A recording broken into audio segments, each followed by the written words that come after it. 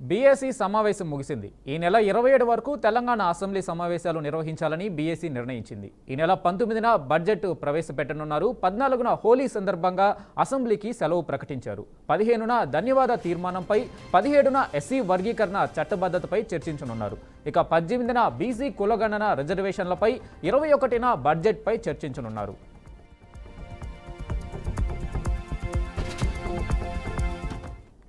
Assembly సమావేశాలకు సంబంధించి పూర్తి అప్డేట్స్ మా ప్రతినిధి తేజ అందిస్తారు. తేజ, చెప్పండి.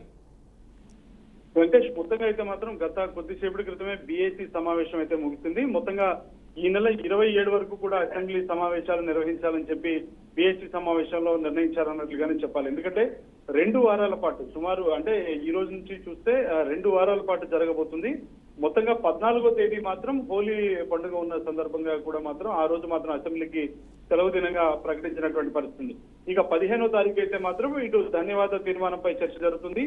అనంతరం 17న ఎస్సీ వర్గీకరణకు సంబంధించినటువంటి ఎస్సీ వర్గీకరణకు చట్టబద్ధత కల్పించే అంశంపై చర్చ నడుస్తుంది. ఈ చర్చ అనంతరం ఆమోదం కూడా పొందేటువంటి పరిస్థితి ఉంటుంది. ఇక 17వ తేదీన అనంతరం 18వ తేదీన బీసీ కులగణనకు సంబంధించినటువంటి రిజర్వేషన్ల పైన కూడా చర్చ జరుగుతుంది. దీనిపైన కూడా పూర్తి స్థాయిలో చర్చించిన తర్వాత ఈ బిల్లు కూడా ఆమోద ముద్ర వేస్తారు అనేటువంటిది తెలుస్తున్నట్లుగానే చెప్పాలి. ఇక 19వ తేదీన మాత్రం బడ్జెట్ అయితే రాష్ట్ర ప్రభుత్వం ప్రవేశపెట్టబోతుంది. అనంతరం 21వ తేదీ మాత్రం బడ్జెట్ పైన చర్చ జరుగుతున్నట్టుగానే చెప్పాలి. సో మొత్తంగా అయితే మాత్రం 2 వారాల పాటు ఈ అసెంబ్లీ సమావేశాలు అయితే అసెంబ్లీ బడ్జెట్ సమావేశాలు అయితే జరగబోతున్నాయి.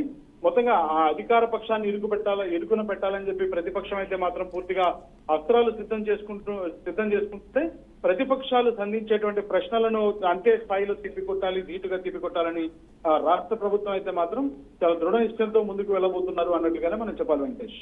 Right Teja, thank you.